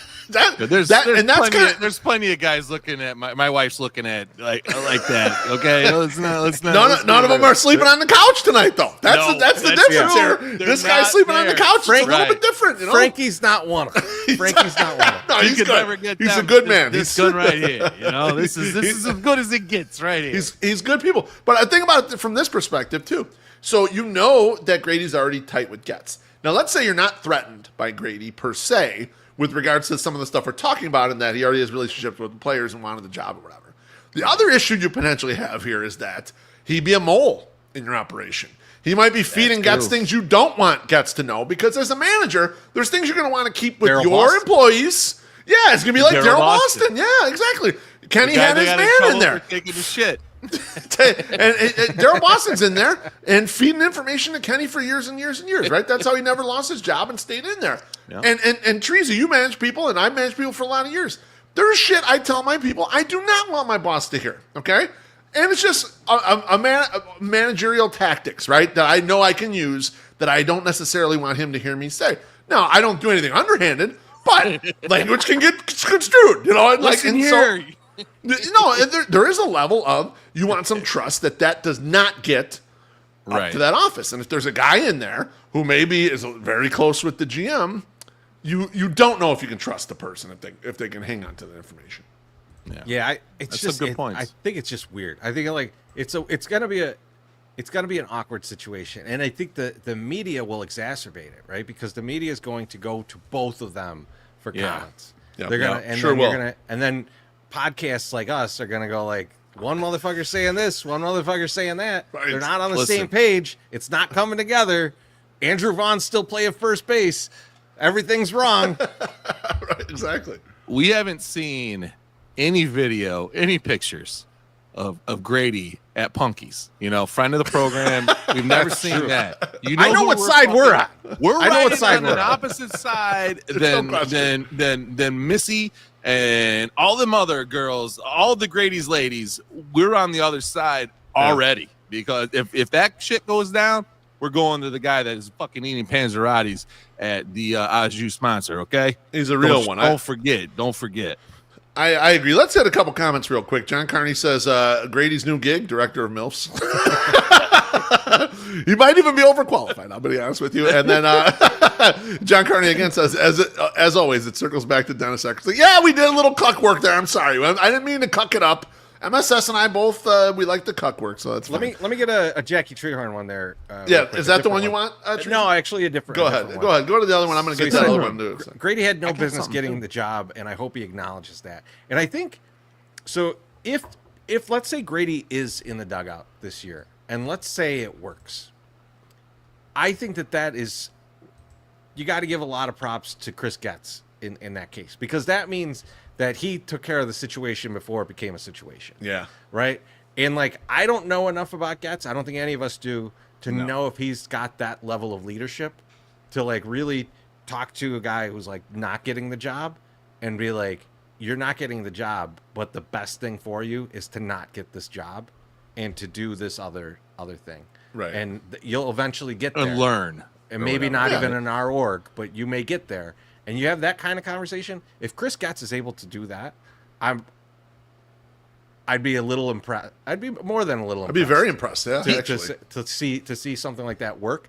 But right now looking at it, I go that's not going to work. Yeah. Well, so 3 years in, Grady, if things go very, very well, and you resurrect the White Sox, and they're looking decent, and you're making playoffs or something, right? Yeah. Grady Sizemore could be the next Will Venable, right? Like he could be that in a different org, yeah. Yeah. The guy who's ready, to go and do it. Yeah. So Will's been in this situation, has seen it, and he say, "Hey, listen, this is how it worked with me." And he's like, and he could probably be like, you know what? I don't know as much. I mean, I know more, and I've been involved in more things, but maybe I can teach you some tricks, and then we can, you could go on from this and that would be amazing. But I know what you're saying, Chirizi. Things got to line up, that's got to be almost perfect. MSS, the thing too is that like, I don't want Will Venable to have to be a mentor to somebody this year. This is his first year as a manager. Yeah. I want guys around him that are like, hey, remember you got to do X, Y, and Z. Supportive. Because, this is your first. Hey, I took care of this for you. Right. Not, hey, Will, what should we do today? Like, I don't need that guy. I don't need that guy on the org. So now our guy, Danny Reyes, allegedly shot up Wings and Rings, but we don't know. He says that never happened. All right. He hopes charges he gets drop. paid, and he's talking about Grady. Hope he gets paid to stop telling Getz to be a puppet. I don't think that Getz is being a puppet. Is Getz being a puppet to you guys, or what do you think? Well, I think we're gonna have a Getz question in a little bit, so let's get to that then when we do that. Right. But good discussion on Grady with Will Venable. Question number 2 that I want to kick off to you guys. My guy, the realness, Herb Lawrence at CHGO. At the trade deadline, when there was discussion about Garrett Crochet potentially getting traded, he said, no matter what the White Sox get back for Garrett Crochet, White Sox fans will be disappointed. Chirizi E, you go first. Do you agree with that statement? Do you agree that Sox fans are going to be disappointed no matter what Getz inevitably trades for Crochet? I don't agree with the way it was stated of like no matter what, but I think Herb and I do agree on this though, because as we're going through the trades with every team, Beef, I'm looking at it and I'm going, there's the number 1 and number 2 prospects on most of these teams are incredibly good. Like the teams that would be willing to trade for Crochet, these guys are really good, like kind of like almost can't miss prospects. And you don't think that they're going to get him. Like you're not going to get those guys for him. Right. And so you're going to get into the lower, not like bad players, but you're going the next level down of players that you're going to get from. And everybody in Chicago is looking at Garrett Crochet like an ace and going, we should get the ace price for this guy. And when you get the 3rd or 4th or 5th prospect in someone's org, instead of that number 1 guy, instead of like, if you get a guy, I would say that if people get anything lower than a top 50 prospect, they're going to be upset with it. I don't think you necessarily should be. I think that might be the correct value for them. But like, yeah, they're going to be disappointed. They're going to be disappointed that it's not the best guy from a team with a really good farm system. And I get it, because you don't have to trade him, right? Like, so like it's, you feel like when you're in that situation and you really like him and you're really excited about what happened this year, it's tough to go, yeah, we're going to get market value for him, and market value is below what I believe it should be. Now, Treasy, do you think some of that is just the context of modern trades, in that teams just don't deal off the top of the deck? Like the trades, they're different trades trades that Han got, and now they didn't all work out the way that we hoped they would, right? Right. But the trades that he got were incredible. Like, I mean, like the type of prospects you were pulling back, like getting Eloy and Cease in the same trade, right? That shit doesn't happen now. No one's giving those kinds of things. The the trade with the Nats is the one that like that would be wild to happen now. Right? Like Giolito plus two, was it 2 other guys or 3 other guys? It was 3, right? It was 2 other guys. It was Dane Dunning and Ronaldo Lopez. And I thought there was like a 4th, like nobody on the end of it. But yeah, it could be. Yeah. 3 guys, 3 real starting guys. pitchers, Yeah. right? Like, For so Eaton. like, well, Eaton was the other way. We traded Eaton for. Yeah, no, that's Yeah, what he's saying. For Eaton. Yeah. It's like, Yeah. who's doing that for a corner outfielder with no power? that. Yeah, exactly. Yeah. Like, it doesn't exactly. exist It doesn't now. happen, It doesn't right? exist. It worked for him, though. I mean, They end up winning. Yeah, exactly.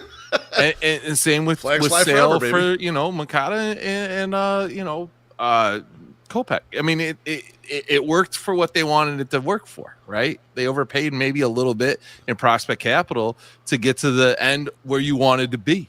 It's goofy. It's goofy like that. My Sox Summer, what do you think? Do you think White Sox fans are going to be disappointed kind of no matter what comes back? Immediately in my brain, Loaf, when I hear and read this, I go, will they be as disappointed or more disappointed than they were when Garrett Crochet was named opening day starter for the 2024 White Sox? Because no one wanted this guy to start the season. Everyone's like, this guy's a wash. He's going to get cooked. He's not going to go 3 innings. He's not going to do this. He's not going to do that. Now, listen. A lot of people have taken it back and are wearing the egg on their face, right? Like famously, most people have walked it back and said, yeah, no, I was wrong. I shouldn't have said that. This guy did. Yeah, I was one of them too. I mean, I think we all were, because you're venturing into an unknown situation. And as much as White Sox fans love the unknown, we don't like going into a season under a number 1 guy is going to be a fucking total unknown. We just don't know what's going to happen. Worked out great. Was not a sign of things to come for the 2024 White Sox. But, hey, it's a hit and miss. It's hit and miss thing. So, no, Sox fans are disappointed regardless of what happens. You're going to overvalue the fuck out of them, which I think Treasy has just nailed. I mean, you're going to think, I need this, I need this, I need that. No, you're not going to get that for him because it's unproven at this point, right? Like, he had a good year. Right. And so that you're hoping that things go well. Now, our guy JT in the comments said, even if a trade works out for both teams, Sox fans are just going to be sad because Jerry won't pay to retain talent. Now, listen, this guy could turn into a fucking pumpkin. We have absolutely no idea. He could get hurt. He could do whatever.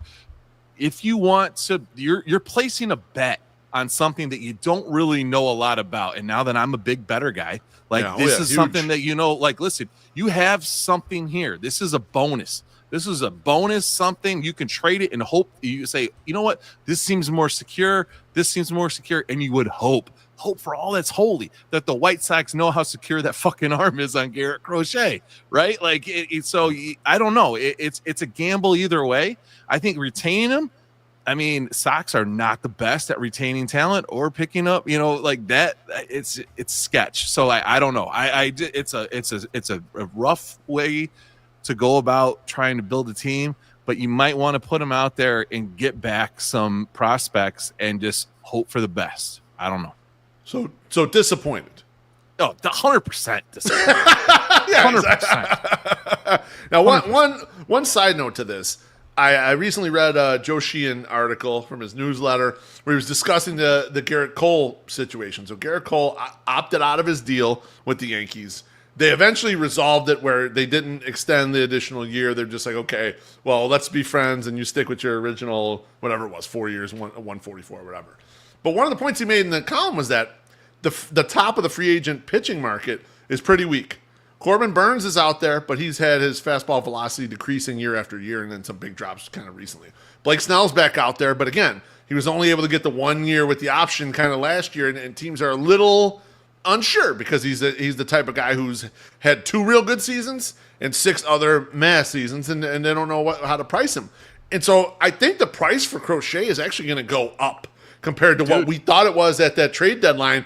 And a lot of the smoke on Twitter so far is following that up with Jeff Passan and Buster Posey.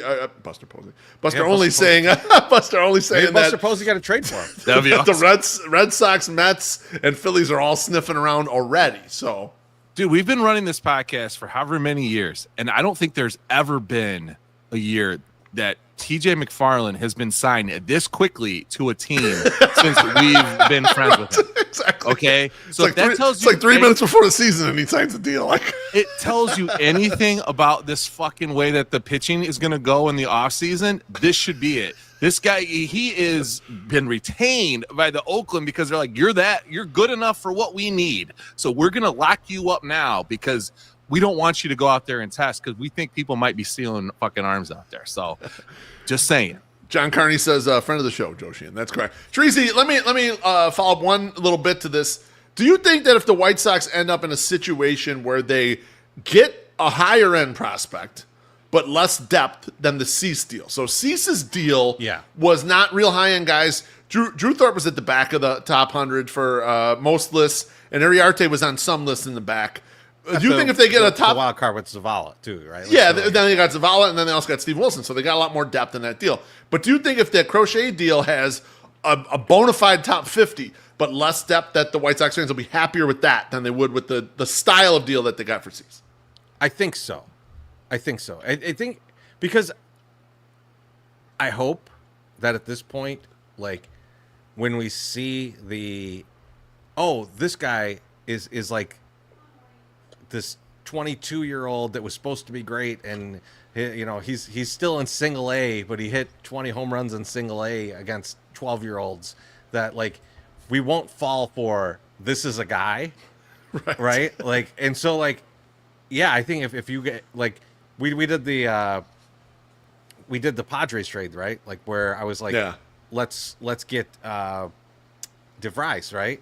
And that if you had just him and maybe one other player, I think people should be ecstatic about that. Right. I think that's something you should be excited about and go like, yes, okay, we got someone's like top prospect or top 2 prospect for Crochet. Yeah, we didn't get a lot else. We're putting it all on this guy to be good. Yeah. But this is how you turn over a roster and get like the next wave of talent on time together for what you're trying to do. I don't see why they shouldn't be. Now, there's a lot of irrational thought. There's a lot of people that'll be like, well, maybe we'll hit one of 6 guys instead of just the one guy. But one real I don't know. I would always just take the best you can get in that one first, the headliner. Fair enough. On the final question, I'm very intrigued with this. The White Sox hired Ryan Fuller away from the Orioles to be the director of hitting. And MSS and I have been watching a bunch of videos of Ryan Fuller. Yeah. Let's fast forward 2 years from now. With all these Getz haters currently, a lot of people do not like Chris Getz, panning everything that every move he makes or whatever, and very down on him. Do you think they'll be doing a 180, claiming that they always gave him a chance if this thing starts churning in the right direction? MSS, I'll let you go first. You think there'll be revisionist history about the initial thoughts of Chris Getz, or you think people will own up to, yeah, I thought he stunk, but he made some good moves? I hate to say this now, but I think the tide's already changing. I think Will Venable has really brought his stock up, right? And like, I think the addition of Brian Bannister, especially with the pitching and how well starting pitching did this year, I think gives him a little bit of clout too. So it's like, okay, we're seeing this. And I think maybe the last aspect of that, or people are finally like just saying the fucking quiet stuff out loud, that Jerry is really the problem behind a lot of this. So like, you can't just blame this dude. Like it's like you're understanding that there's more problems ahead than just the GM. But I think that the tide is changing. But yes, hiring a dude from the fucking Orioles, who I would say a shitload of people from White Sox Twitter had a big fucking major rager for all year until they got to the playoffs. You know, then they're like, "Oh, I don't know what happened here. Stop scoring. Can't hit a ball now." But I think that they're like gonna look to that and go, "Well, this guy's good. Look what he did." You know, so like, yeah, I mean, the ability to convince anyone to come to a team after they've lost 121 games the previous year, that's pretty fucking amazing. Like, I think the tide's turning right now. But yes, to answer the question, yes, 100%. They will do a 180 and say they were always on him. And we're just they had to be shown that it was going to happen. It had to be shown because they've been sold a bill of goods before with Pedro Gaffol, like, you know, slamming fucking hot dogs and 35th and Red Hots, you know, 35th Street Red Hots, and like going, oh, he's going to be great. He's going to kick everybody's ass at 7 o'clock. Yeah. Treasy, how about you? What do you think? No, I think there's gonna be two brands of this in let's call it 2 years. They're good in 2 years. And yeah, you're like reasonable team. There's gonna be the one group that's like, yeah, I was in on it from the beginning. I was totally in on this. Like I don't know what you're talking about. I always thought he was gonna be just fine. And then there's gonna be the other group that's gonna just dig their heels in and go like, no, he sucks. This is gonna fall apart. And if they never win a World Series in that time, it's just going to be like, okay, well, I was right. Yeah, okay. That is a very White Sox fan thing to do. That is very true. It's like, well, stick with your original opinion and never change, despite any information to the contrary. Or just try to pivot and make your tweet appear to look different than what it actually was said. When Michael Kopech won a World Series with the Dodgers, you know, a lot of people are like, yeah, I always believed in this dude. And then we got a guy digging up tweets where they're like, yes, please take that psychopath Chris Sale for the two best prospects in baseball, and Yohan Moncada and Michael Kopech. You know, you're just like, come on. Like just take it easy. You like, and then you talk shit about him when he's on the Sox. I'm not naming names who this was, but it's a very popular Twitter account. But it's just like, you can't play both sides of this. You can't say, oh, these guys are great. Oh, you fucking really suck. And then go, oh, I always believed in you, Mike. Glad you won a World Series. You know, go fuck yourself. We got a drink here. Jackie Treehorn says a surprising amount of White Sox talk. Not sure how to feel about that. Cheers, everybody. Cheers, Jackie. Thank you. I feel like we've been neglecting White Sox talk, so we're going to bring a little bit more of it back. Don't worry, we're still like assholes all the time. Let me get to this comment here, though. Steve Peters says, my initial thoughts on Getz involves Vizquel.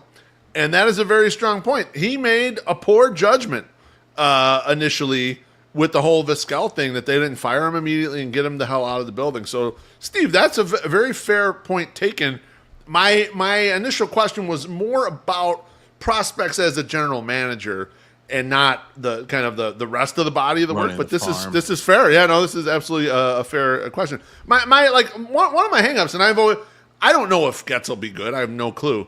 I like some of the hires he's made, but there was always a lot of he's totally unqualified for the job, which is not true. He has the qualifications because he was an assistant GM. That's generally where you get the GMs from. Was he the most qualified guy? No, he was not the most qualified guy, not even close. There were much more qualified candidates. That's really the way to think about it. But people are like, well, he's wildly unqualified. No, all the guys that are assistant GMs are kind of right there.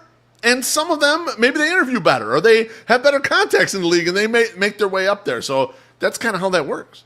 And Loaf, to that too, you went out and did, I don't want to say an exhausting search because I don't know if it was, but yeah. when the Sox came back with Pedro Gaffol as the outside hire of the future, right? Like, I mean, and this guy was horrible and he was totally qualified for that job. He'd been a bench coach for a lot of years, but also passed over. So you got to think about, like, you know, those things too.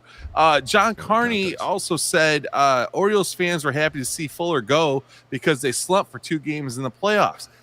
That is something that concerns me, okay, in this whole situation, because I did the about video. Who, Orioles fans or what? Well, no, about the fact that because 2 games are meaningless. The fact that he was like, the fact that he was let go, because that worries me because I don't know the specifics of why that is. So I went and did like the research that I could in the car while I was waiting to pick up my daughter. But I was like looking at like blogs and why some of these guys were saying that why he was fired. And one of the things that they said was that there was basically 3 hitting coaches this year for the Orioles, so they had to get rid of somebody. And then the other guy, this guy and the same guy says they switched up their approach from being patient at the plate to start hitting deep, like hit the ball in the air versus hit line drives. So they were like, they're doing all these different things. And so they're like, well, maybe you attach this onto him. Like he said to do this and it didn't work, so that's why he's going to take this. So I don't know why this is, but it's also a good. It seems like it's a good name. Going back and looking at his history and what he's done, so far. Like I don't have a problem with this guy coming in and trying to teach these guys to do something. If anyone can get Eloy to go, you know what, I want to work on this and try to do something right. With all the stories you've heard about Eloy, he must have some magic in the kitchen. So, let's let this guy have his way and see what he can do. Could be those stories are bullshit. According to Jim Margus's article from Sox Machine, the Baltimore Banner says that Fuller left on his own. Now, maybe he read tea leaves and was like, hey, they're going to give the main job to somebody else, and I'm going to get demoted, or I won't get the main spot, or I won't have control, or whatever. We don't know. Grady should have done. So we're not sure.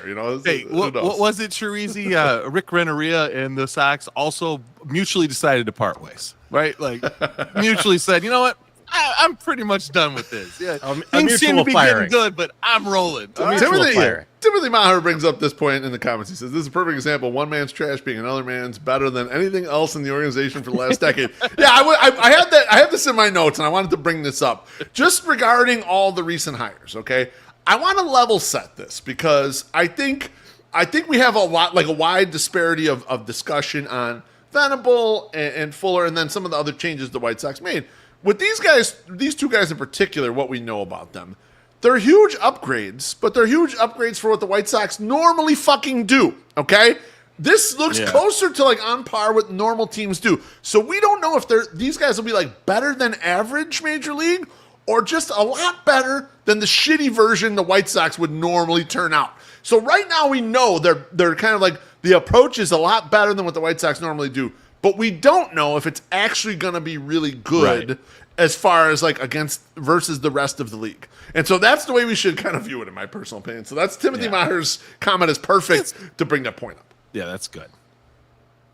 That's all I got, boys. I appreciate you answering those questions because they were on my mind, and it's a good way to head into the offseason. Well, you know what that means, guys. It's time for last call. Thank yous and GFYs. My Sox Summer, who are you thinking of GFY in? I had my folks in this week, and I want to thank my folks for coming in and using my house to be the overnight hotel before they go to the airport and hanging out with my kids for a little bit. That was awesome. But my mom came back from Quebec City, Canada, and said, hey, I think I got hacked. I got an email from eBay saying that I bought this $300 insurance or cybersecurity thing for the computer. I don't even have an eBay account. And I was like, so I'm like, Mom, I think that's probably spam, but we'll check it out when you get here. So she rolls in and she shows me her phone, and I just click on the person's name that sent her the email, and eBay is employing people that use the email address Bay City Babe 2 at gmail.com. And I'm like, Mom, this is a fucking hack. You did not get hacked. This is a phishing email. They just want you to send them information so then they can steal money from you. And so she goes, oh, well, thank God you're here to tell me about this. I'm like, just click on the email address and see if it says at ebay.com or something. Give yourself a little bit. Now that's one. Go fuck yourself to the people that are trying to scam my mom. But also, you guys know, but I haven't talked about it. I don't need to talk about it. We were in a car accident on Monday. Well, I was driving home from parent-teacher conferences with my daughters. I've dropped the wife off, and then we're driving up Halstead, and we're going north on Halstead, right across the street from Ramova. And while we're driving, all of a sudden, I'm just going north. I'm like, I got to go to the UPS store to drop this shit off because my fucking post office is still not open. So I just drop stuff off there. Car smashes into the front end of our car, who's parked on the east side of Halstead and is turning to get into traffic. Just smashes in, fucked the entire front quarter panel of my car. The rim of my tire is fucked. And then clipped the back, and I just ripped the whole front end off of his fucking 2016 Toyota Sienna, and this is laying in the middle of Halstead. Now, I'm not going to go fuck the 17 police officers that drove by the accident that didn't stop and then fucking fill out a goddamn accident report for me after I called, I don't know, 5 times. I'm not going to motherfuck the guy that is at the fucking police station who, on the advice of a police officer that stopped but would not fill out an accident report for me, told me, just go to the substation and fill out the police report there. It will be fine. And when I get there, the guy goes, no, you need the other driver too, so both of you can be here. And I was like, well, this is fucking stupid. And I will not motherfuck, whatever. The guys finally showed up about an hour and 15 minutes after I initially called 911. So I should have said that my kids were bleeding out their eyes and I didn't know what was happening, and we probably would have gotten quicker response, but I didn't because I was honest. You're like 3 blocks from a police station at this point, I know, right? So close. Yeah. No, I'm just saying. Yeah, that's the case, right? Like, just for people who are not familiar with that area, exactly. you are like right by a police station, very and close. they can't dispatch someone. I'm like, I can see. They could walk down there in like 10 mintes. So I drove down there. And I'm going off, but like I walk down there or drive down there and I park because the car, I don't know internally what the fuck's going to happen to the car. So I'm like, I don't really want to drive, but I'm driving. So I just go drive down there and I talk to the desk guy. I go, hey, I need to fill out a police report. We're just in an accident up there. An officer told me to come down here to do this. The guy's like, where's the other guy? And I go, he's at the scene. He can't drive his car. Oh, well, both of you guys need to be here to fill out the accident report. And I'm like, huh? And he goes, well, this. And I go, what the fuck happens if the guy just drove away and like he's not around? Do I need to go find him and bring him back? And the guy's like, he's like, well, that's just what it is. I go, we've been waiting for 45 minutes for somebody to show up. Like, I mean, I called it in, like, whatever. He's like, well, we need more people. And then at that point, my You're sitting here doing brain is blowing up. You're the people. You are the people. My brain is blowing up because I'm like, you're trying to take some political fucking stance with me here and go fuck yourself. And I have to piss. So I finally go, can I use your bathroom? I'm like, yeah, go ahead and use the bathroom. So I go take a piss. While I'm walking out, a younger gentleman who's working the other desk goes, hey, were you over on Halsted and 35th? And I go, yes. He goes, the officer was just dispatched to your area. You just go back and just fill out the report. And I go, thank you. And I walk by and I just wanted to yell at the fucking old codger motherfucker that was just giving me shit. Go fuck yourself, Slim. Fucking retire. Get the fuck out of here. You're not helping anybody here. But I didn't. So anyway, I get back there. Now, who am I GFYing out of all this bullshit that I need to GFY? The 17 fucking attorneys that called me after I filed the police report to see if I wanted to fucking, am I hurt? And I need to fill out an injury thing. And now they're not calling you saying, hey, I'm so-and-so calling for somebody's office, right?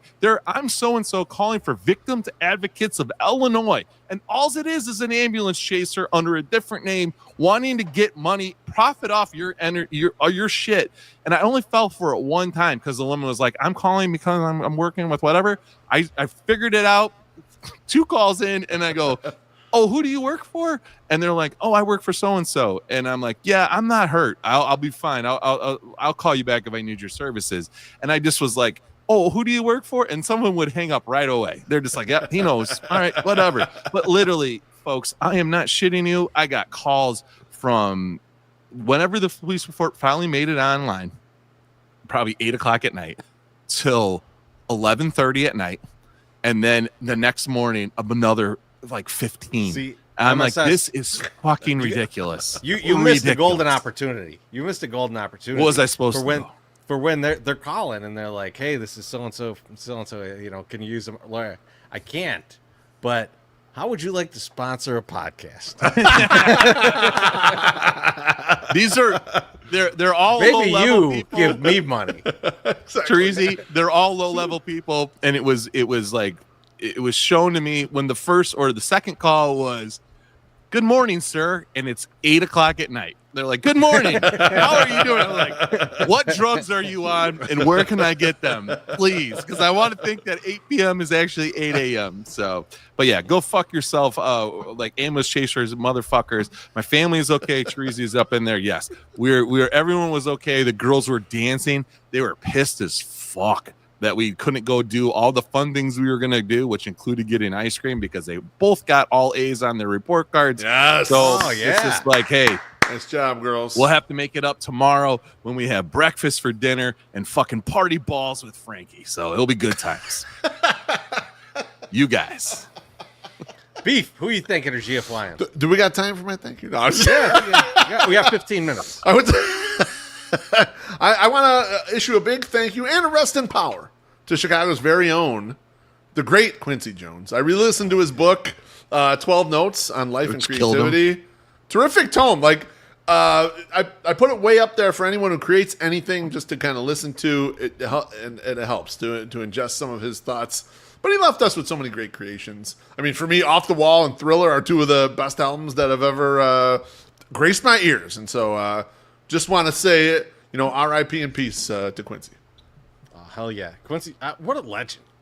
What an absolute He's legend. done so much shit. He did everything, man. Everything. I recently saw Rashida Jones talking about him on I think it was with Conan, and like just talking about stories of like Quincy and like Frank Sinatra, and like that. Yeah. That's just when you think about Quincy Jones, you don't usually think back that far, right? Like you think Michael Jackson era and stuff, Right. You think We Are the World and shit, and like you don't think about like that dude being in the same clubs as Frank Sinatra and like working at the same time as him, and it's just like, man, that's some crazy shit.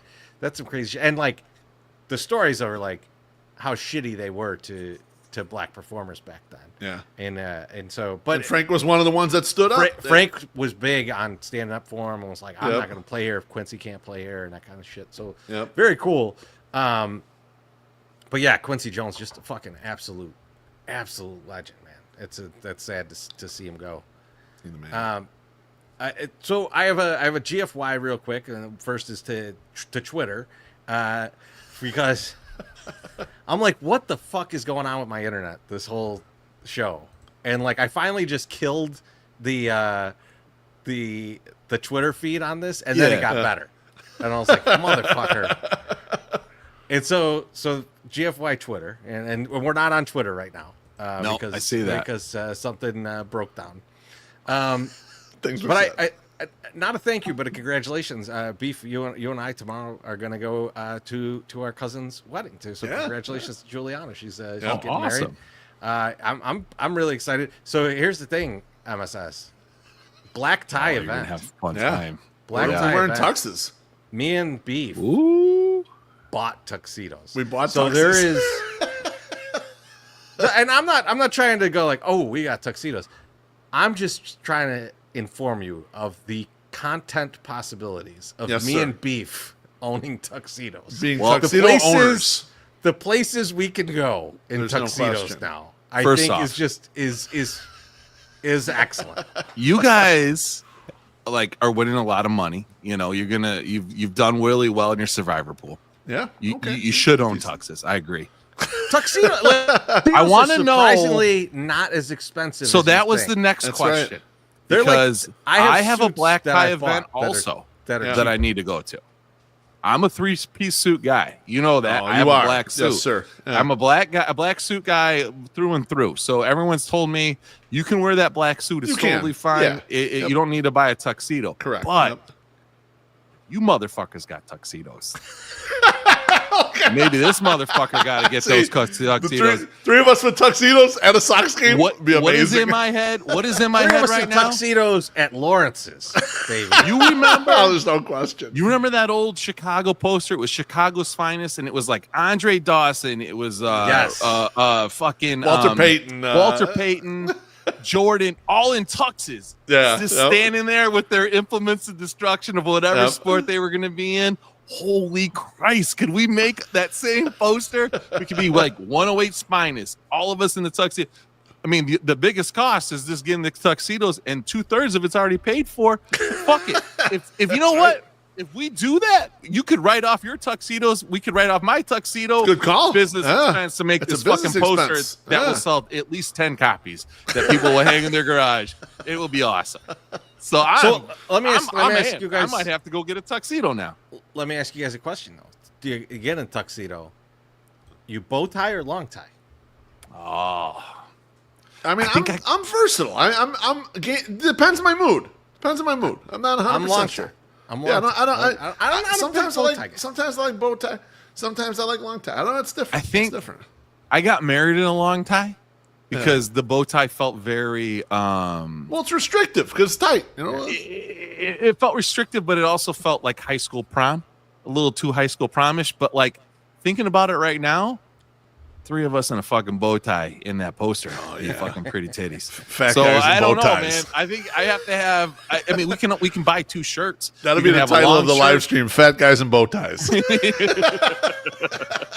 We should have might- named the it's done. podcast that a long time Kind of ago. in. I'm kind of in. I'm kind Well, of. the annual meeting's coming up, so we'll discuss. No, it, you know? no shirts, bow tie. Like, and if we need to go look for sponsors or do anything for any of our other ventures, all of us showing up in 3 fucking tuxedos would be the most awesome thing ever. Hey, how Like you a bottle doing? of Malort. No shirt. No shirt tuxedo. No shirt tuxedo. Timothy Meyer wants to know: full cummerbund, vest, spats, pocket watch with Vest. long chain, walking stick. We do have pocket watches. Vest. We do have pocket watches. Let's go, baby. Definitely vest. I like the vest too. No cummerbund. I'm not a cummerbund guy. I'm not a cummerbund guy either. It's not great. But on that, Gotta be the vest. fellas, I think that's it for this week. Yeah. Looking forward to Beef. Looking forward to Monday. We're gonna get the last of our trades with every team. We're I'm gonna almost trade to Crochet the a end. couple times. Good Oh, series, man. guys. go. I've got a Good job Yankees yet trade again. brewing right now, guys. You've never heard of. You can't wait. All right, we'll see you then. Everyone, have a great weekend. Talk to you soon. Break off the mighty play.